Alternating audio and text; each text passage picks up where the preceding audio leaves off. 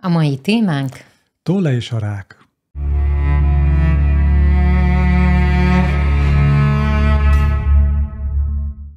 Sziasztok! Sok szeretettel köszöntünk újra mindenkit. Sziasztok!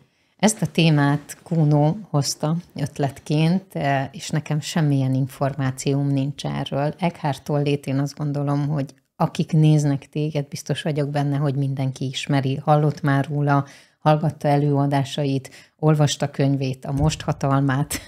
Te olvastad? Olvastam, igen.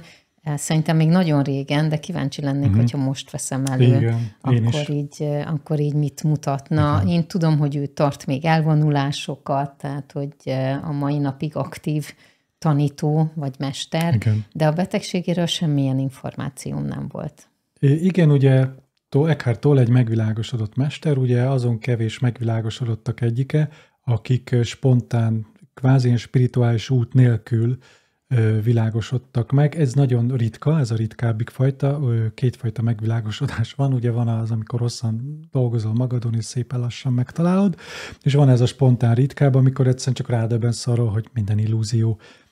És ugye Tollénél is, akit követi Tolle útját, és nem csak így megvilágosodott, hanem így elkezdi figyelni őt, akkor nagyon jól látszik, hogy az ő útja, a megvilágosodásának a pillanata után is ugyanúgy egyre csomó minden folyamatosan egyre mélyült el, tehát a megvilágosodásról sokan azt gondolják, hogy az út vége.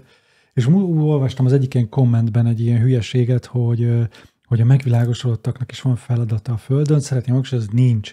Tehát, hogy nincsen dolga a megvilágosodottaknak itt a Földön, meg hogy ők is emberek, nem, ők pont nem emberek, pont ez a lényege, hogy nem azonosulsz azzal a szereppel, hanem fölébredsz abból, hogy te nem egy ember vagy, tehát emberként már nincs dolgod úgymond, amiket ki kéne magadon javítani. Emberi részeid lesznek, vannak emberi részeid, de ezek nem tökéletesek, de nincsen vele dolgod, már nincs mit felfedezned az emberi részeiddel kapcsolatban olyan szempontból, hogy neked jobbá kéne tenned az emberi részedet. Most elmentünk kicsit, na mindegy, most ebben nem akarok belemenni. Igen, bocsi. Szóval, hogy Tollénak is, ahogy így követted a videóit, vagy az írásait, akkor így látod, hogy tök jó, hogy ahogy így egyre mélyült el a megvilágosodásában. Na és... Hogy jött az, hogy erről szeretnél beszélni?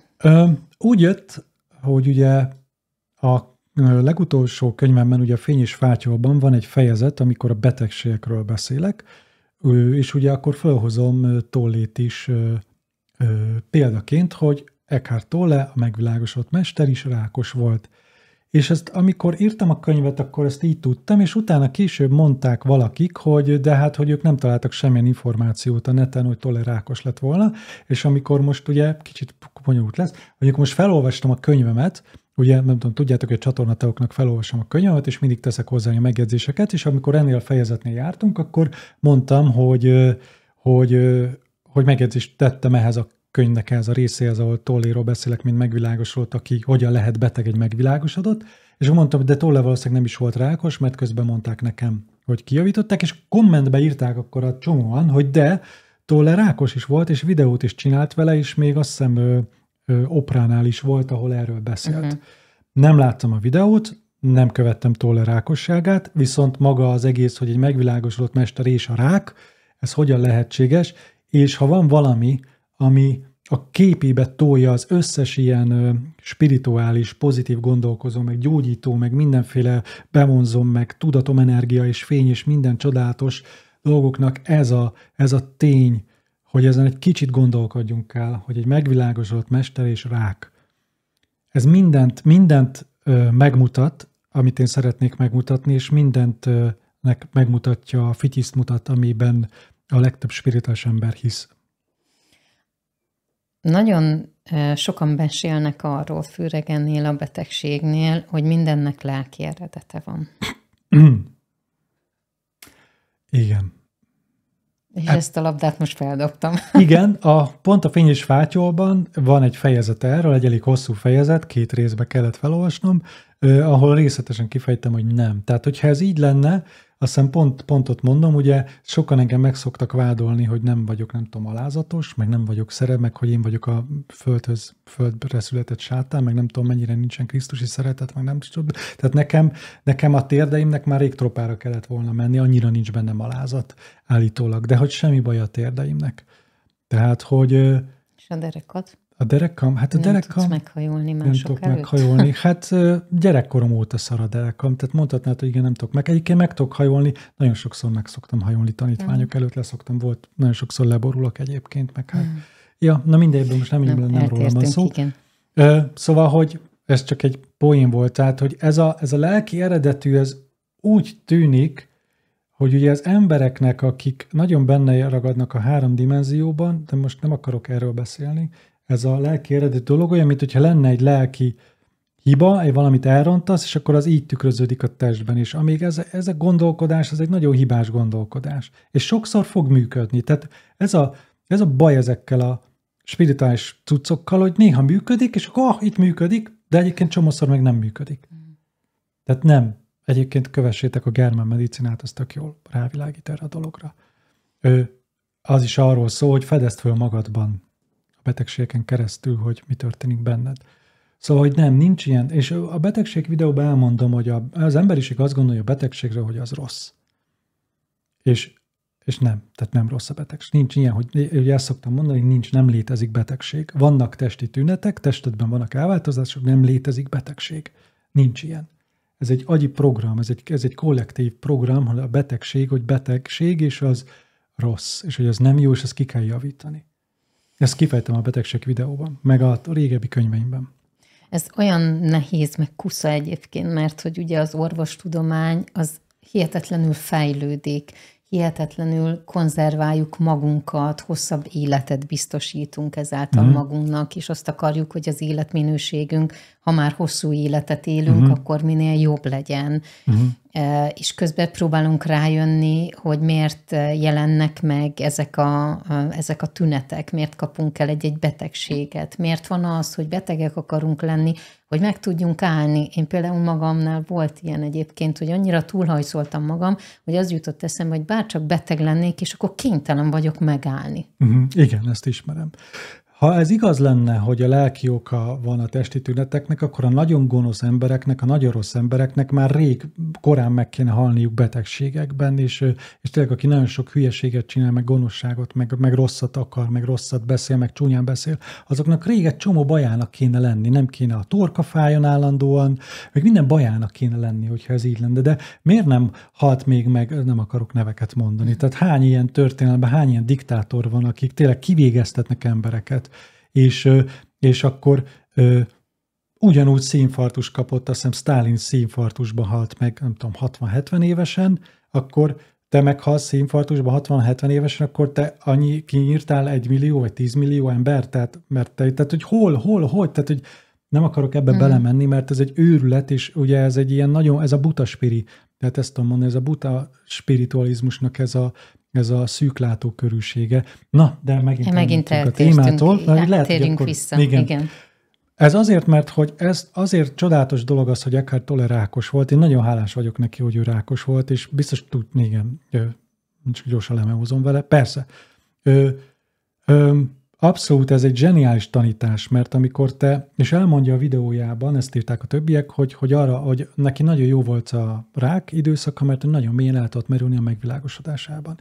És ez egy csodálatos dolog, ez egy fantasztikus dolog, és én is látom magamon, hogy én nekem is szükségem van arra, nagyon sok hetekig eltűnök innen az időből, és hogy elmerüljek mélyen ebben a megvilágosodásban, és hogy ne foglalkozok ezekkel a föld dolgokkal. Ő most a rákon keresztül csinálta ezt meg magának, ami szeretném hangsúlyozni az, hogy a testedben vannak elváltozások, annak nincsenek feltétlenül lelki okai. Tehát az, hogy neked mit kell megtapasztalnod, a tested abban téged támogat. És a betegség nem rossz, tehát nincs is betegség. Tehát a rák az nem egy baj, nem egy gond, nem egy probléma. Amíg te úgy tekintesz rá, hogy baj, hogy meghalsz, addig te egy személyiség vagy, akinek van halála és test vagy, és igen, szenvedni fogsz egész életedben, mert rettegni fogsz mindig a betegségektől, és mindig félsz attól, hogy akkor valamit elrontottam, hogyha nem jól működik a testem. De nem, ez nem így működik.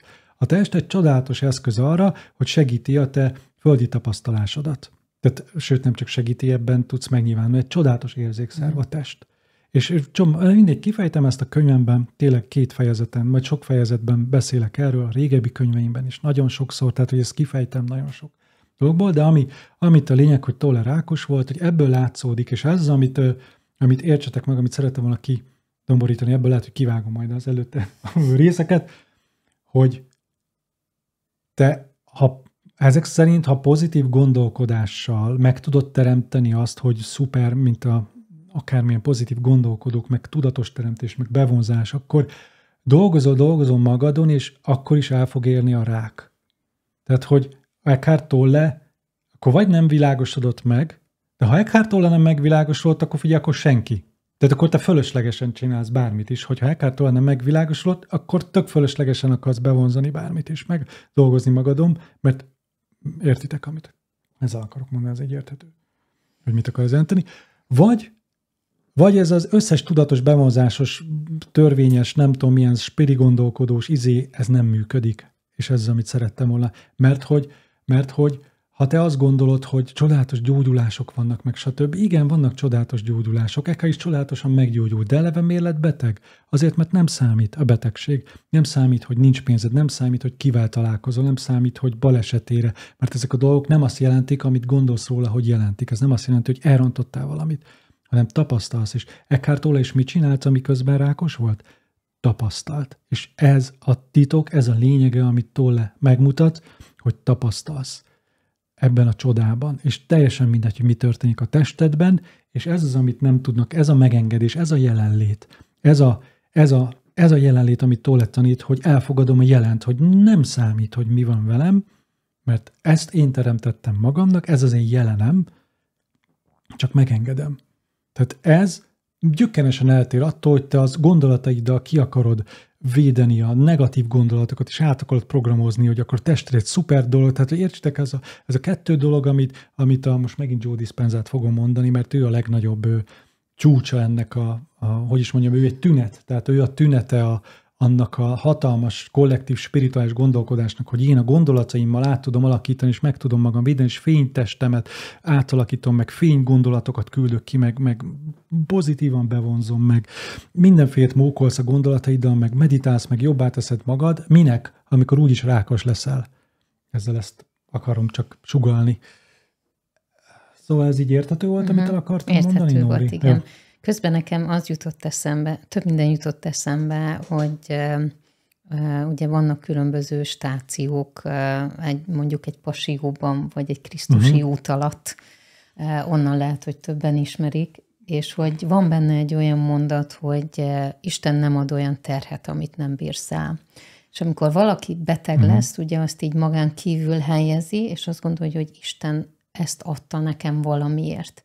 És aztán utána rögtön jön ez a megnyugtató mondat, aki persze hisz Istenben, hogy nem ad olyan terhet, amit én ne bírnék el.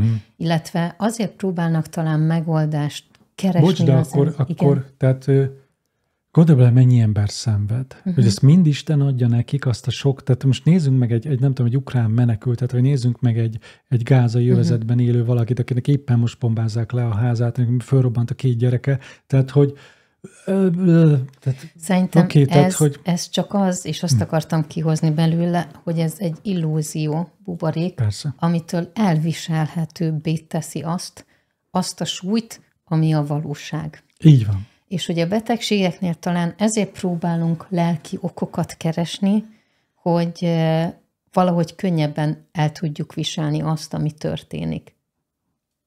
Mondom, Nóri, nagyon jó vagy. De ez most miattad van. Miattad? Te magadtól nagyon jó vagy. Igen, zseniális vagy, Nóri.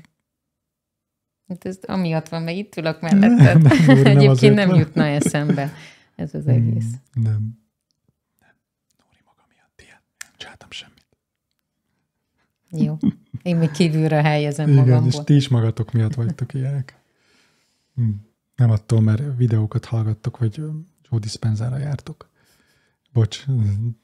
Igen, most mondhatnád, hogy igen, hogy Kuno, miért bántod a Joe Dispenzát? Most nem a Joe Dispenzát bántam tőle, nem bántom, hanem szeretném fölhívni, rámutatni a figyelmet, tehát rávinni a figyelmet, rámutatni arra az illúzióra, amit az emberek építenek.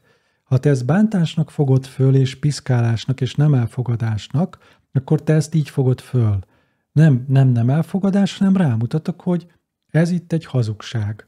Attól még az van, attól még az van, aki igaznak hiheti, ahonnan én nézem, onnan képest hazugság. És megmutatom, hogy mihez képest hazugság ez a dolog. Aki benne van, nyilván annak nem hazugság. Te választhatsz, hogy tőle szeretnél lenni, aki rákos, vagy aki egész életében fél attól, hogy nehogy rákos legyen. Vagy tőle vagy, aki megengedi, hogy rákos is legyen, és akár meg is halhat. Válasz! Mert ez a kettő nem fér meg együtt, tehát hogy ez nem fér meg egy valóságban, úgy mondjam. Tehát te vagy egész életben félsz a ráktól, és azon dolgozol, hogy nehogy rákos legyél, vagy annyira szereted magad, jelen vagy, hogy mindent megengedsz magadnak, akár még rákos is lehetsz, mert nem számít. Válasz. És akkor ezzel egyben föl is iratkozhatsz, meg le is iratkozhatsz a csatornáról, mert ez egyben egy választás. Tehát, hogy ez az, amit szeretnék megmutatni, és ez zseniális, hogy Tolle rákos volt. Imádom őt. Nagyon-nagyon szeretem őt. Nagyon-nagyon szeretem őt, hogy a kis Manó fejével, imádom a Manó fejét, a kis cuki, hogy ezzel az ő habitusával kellett az, hogy emberek millióihoz eljusson így, és hát ezt nagyon sok illúzió is létrejött így azáltal, de valahol ő mindig is ugye ezt a jelenlétet mondja, csak sokan nem hallják meg.